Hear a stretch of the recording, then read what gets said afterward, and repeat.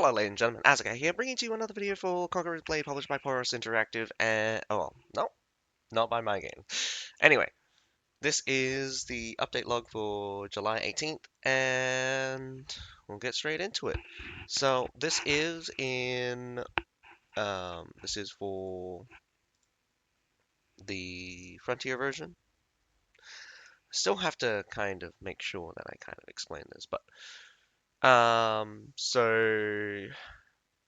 the maintenance time, for the Asia region, including the MENA server, will go from 8 to 11:30 UTC plus 8, and we have the EU plus Americas plus EU will go have their update at 7 to 10 UTC plus 1. So how that ends up for you guys, yeah. Most of the patch notes is very all of the patch notes, most of the patch note is basically the same. The weird thing here is that for the Asia Plus Mina, it's going to get 8,000 bronze coin, 400 bronze. Sorry, 8,000 bronze coins, 400 honor, and 20 unit medals. While Americas plus the EU will get 8,000 bronze coins, 300 honor, and 15 unit medals. So I don't know why. It could do something around about with the extra half hour. So yeah, we got that. Coming straight up, we have the Alexander Season Doctrine Challenge. We do know the doctrines from the PTR, and of course they are the Siluo's Slingers, Apollo's Blessing, and I think they screwed up here. Apollo's Blessing, quarrying. um, or there's an accident because this is actually probably referencing to their old passive. I mean uh, old effect, which quarrying increases. Quarrying heals the unit for by like 140 per second throughout the duration. Now it's just a flat increase accuracy by 25%. Or maybe quarrying increases accuracy by 25%. Not sure if anyone noticed. Not sure if anyone noticed if that was the case. I think everyone just can agree it was just a bug. The accuracy increase is nice. It's a good doctrine, nevertheless. The slingers um, do suffer from accuracy issues. It is a very cheap unit. It is a very cheap unit. Its accuracy is probably not as comparable to some of the more like Incendiary Archers are probably the most accurate of the tier threes, and they probably are slightly more accurate than something like Prefecture Archers, but I cannot be for certain. I don't really measure accuracy. Stage 2, we have Companion Cavalry, Billowing Winds. One of the most OP doctrines you'll probably ever see. Increased movement speed. Unit movement speed increased by 9% and unit damage plus 10%. Massive damage increase. A flat 10%. That's 2% higher than anything we can get. And, of course, it's probably also scales off of any other damage increases that you do. Or scales off of any increases you do for piercing damage. So this is basically basically this basically could scale off of their Sworn Guard. In the grand scheme of things, like damage, damage, damage, add more damage to the companion cavalry, and they're gonna hit so hard that things are gonna die. I mean, like, I'm running no doctrines, and even against Wu Wei with the toughness doctrine, they're dying. Though men at arms are strangely not dying in some cases. So I think people have switched to more defensive stuff. But I honestly think that the companion cavalries are in a much too strong a state. I much preferred them before with about 10% less damage. I am having fun with them, don't get me wrong, because of their strong state. I just don't like the fact that they are this strong. But I also don't like the fact that they are super reliant on their Sworn Guard passive, which basically increases their damage to ridiculous levels. I'm hitting heroes and units for 10,000 damage, and it's like wow. We also have the Sunward Phalanx Glory. Damage taken negative 20% for 5 seconds after hitting an enemy with Ares Flurry. I'll be honest, I might have underrated this, and I definitely think that the Sunward's Phalanx will definitely love increasing their durability, but I do think their base brace damage is quite low. I did I did temporarily trying to run the top line. My goodness, did I not realize how much I missed damage resistance in brace when I was not while I didn't have it. I was actually playing Sunward's Phalanx like Orochi's while I was top line and just dodging basically everything. And the setup, it's too finicky, way too finicky. And you may as well just play other units if you're gonna use them like that. But this could be really. I think this could be a good pickup if you want to try to hold lines, but that is still to be seen. I do think the Sunwind's Phalanx are in a weird-ish spot where they're not particularly strong, but people can make them work, and people are kind of just coping with their weaknesses.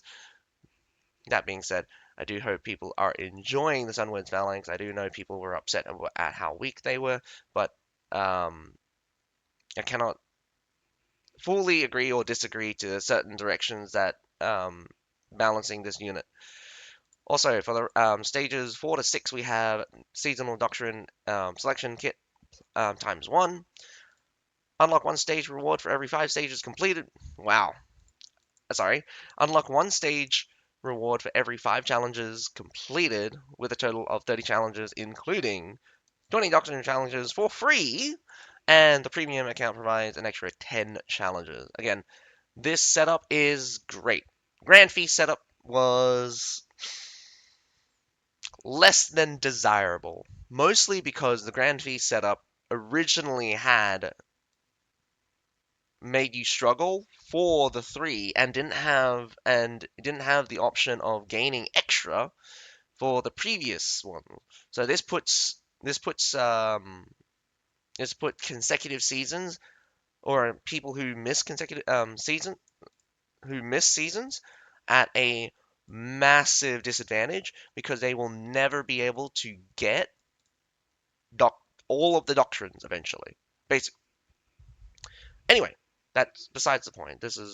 We got this new better version anyway, and it's even better if you have premium account. Challenges are available from 18th of the 7th after maintenance to the 1st of the 8th at midnight. So the event page is accessible until um, the 8th of the 8th before maintenance. P.S. Yes, this is always an interesting part of it. Doctrine challenges cannot be paid off to skip. So they have to make the doctrine challenges in such a way that they're okay to be slightly grindy, but not difficult, because if they're difficult, certain challenges like kill 5 heroes in a row. If it's just kill heroes, great. But if like certain badges are difficult. God of War is difficult. Get 7 hero kills without dying. And I don't like that. I don't like it, especially when the difficulty level is really high. Get 60 unit kills in a battle, fine. Get 100? That's pushing it. Get 160? No way. That cannot be a challenge for something that's only temporary, and we don't have that much time. We only have about 2 weeks to complete this, and I definitely hope. Well, I mean, like most of the times it's very easy, and I do hope they keep going with that trend. nevertheless, um, obviously they're adding in the new doctrines in the previous season doctrine selection kit. So we have the Feather Crossbowman one, we have the Wu Wei Magic Guard Endlessness, and the Zhuangzi Heavy Cavalry Osiris Minor. Honestly, with the number of men at arms that I keep running into, this actually does not seem that bad. But regardless, the Zhuangzi Heavy Cavalry will still probably roll through your men at arms if you give them a good charge. Um, if you catch them, they're not as difficult to beat anymore. Not particularly sure what not particularly sure if the Zhuangzi Heavy Cavalry have received additional kind of small changes, but it does seem like Startle the Horse is working overtime for even just basic CC.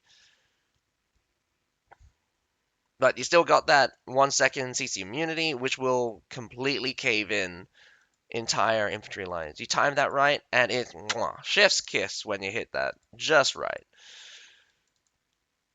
We have the summer vacation sign in. So it goes from 18th of the 7th to the 1st of the 6th. I mean, 1st of the 8th before maintenance. You're going to get 50 Doctrine Waters and 15 treaties.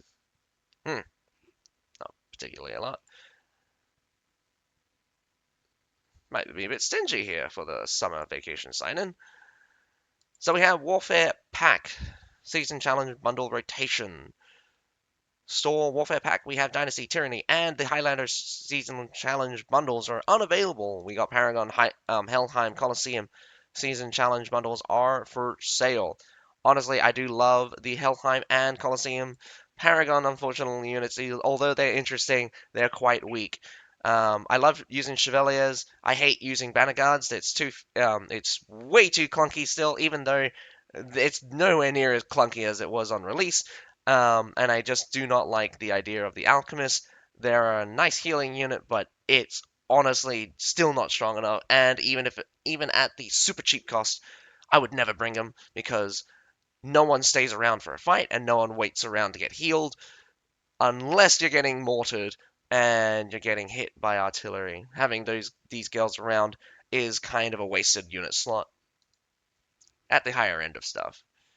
Not sure how you would handle a healing unit that could fight, or I mean, like again, if you created a unit that could fight and it was CF5, it would be kind of weird because like it would be really strong on the utility side, and if it was adequate in fighting, that would be probably OP, probably. Especially since like it would be difficult to defeat, difficult to defeat. But nevertheless, it goes from 18th of the 7th to the 1st of the 8th. I switched that because I do not like I mean, I use day, month, year, not month, day, year. So that's, that's my thing. That's a me thing. So if, don't worry about me reading that wrong. That's just how I want to say it. So we have the legendary Mount Attire Inferno Dragoon and the legendary Hero Attire Majestic Tiger Attire set are now available in the Netherflame Attire Treasure and the Tiger General Attire Treasure. Tiger General Tire Treasure. Oh man, that's a mouthful. For a limited time. This also goes from the 18th of the 7th to the 1st of the 8th.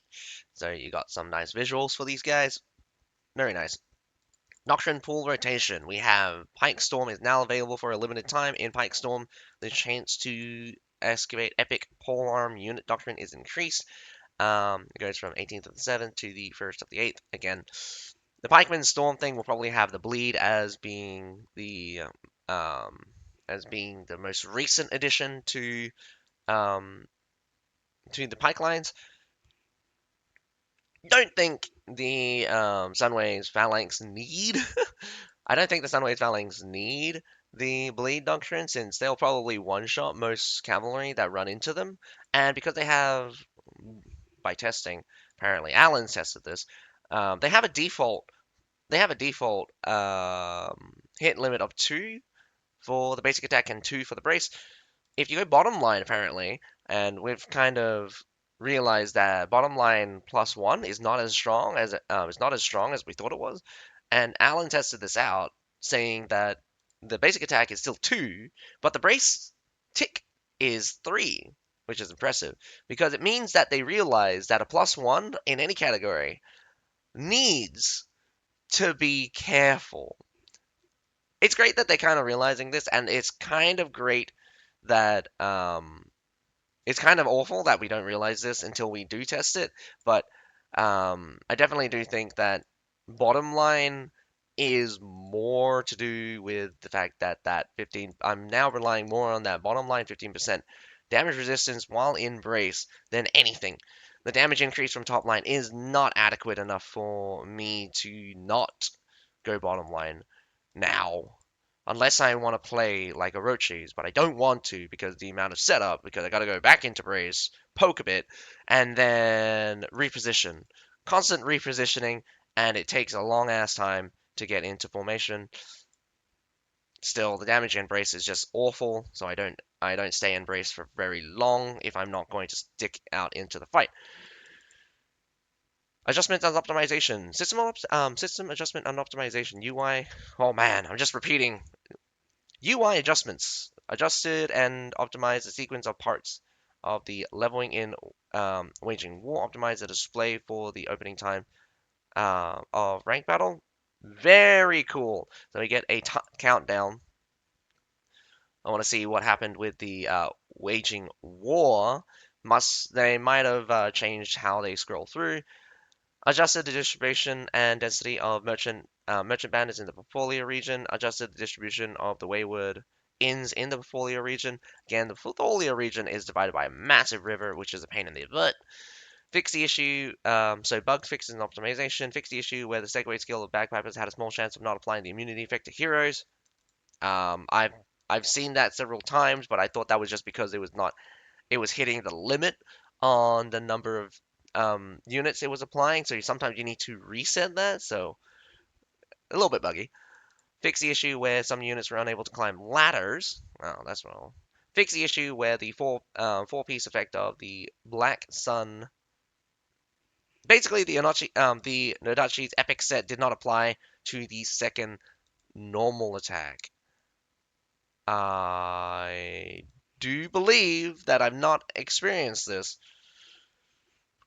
or I've not heard about this. So anyone that's running the Epic Nodachi set, unfortunate that you are running into this. Corrected the background music error when selecting large world blocks. Fixed the issue of occasional failure of unit sound effects. That's interesting. Fixed the problem where a burning state could cause abnormal actions of heroes. Not sure what they're referring to, and not sure what they're talking about. Unless they're talking about the frightened state? I'm not sure. Address potential display abnormalities with hero titles. Probably more of a EU slash America's thing, but just double checking. There is nothing that is to be right home about. Alrighty. I'm just going to switch over to. So this is just for you guys in the. Oh no, that's not what I wanted to show.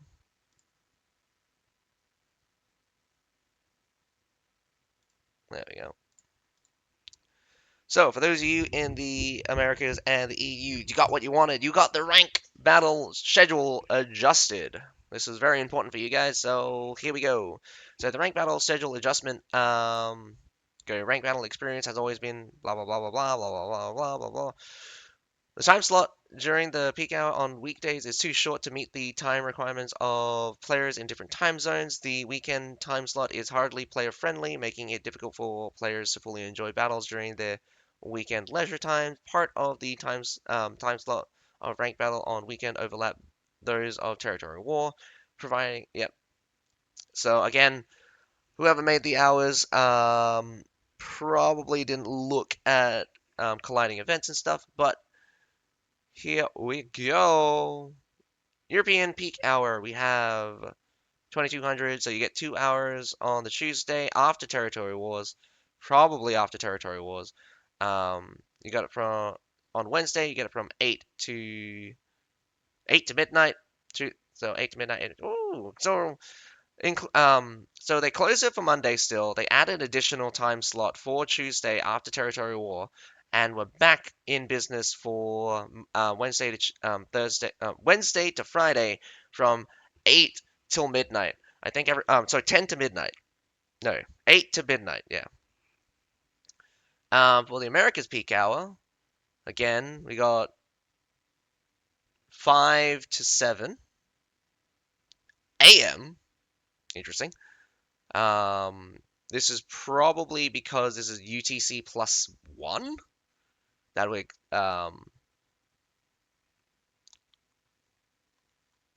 yeah, I think it's UTC. I think that's the reason why these are UTC plus two. It's right up here. It's UTC plus two. All of the dates here are for you to read. I'll leave the link down below. But yeah, you guys getting more time to do ranked, getting that you're getting that 4 hours from the Wednesday to Friday. You get wow, you get way more. 2 to 3. How long is that? That's way longer. That's 11 hours. Even before, we only had 8 hours. It would only go from 12 to 8. I must be reading this wrong because like they must have put a I must be reading this wrong or something because that doesn't seem right. And on Sunday, if I'm reading this right, you get 17 hours on Sunday? My goodness, the grind to the top for you guys are going to be absolute hell. But that also being said, with the CBL now also being concluded, or the calculations going to be finished up this week, ranked is no longer being used. Ranked is probably no longer being used for the regional selection, or it's not important for the regional selection. Who knows? Who knows? Who knows? I don't know what time. I don't know exactly what time is the cutoff for thing. I need to go read. I need to go kind of reread some of the scheduling things. But nevertheless, it's we got those changes.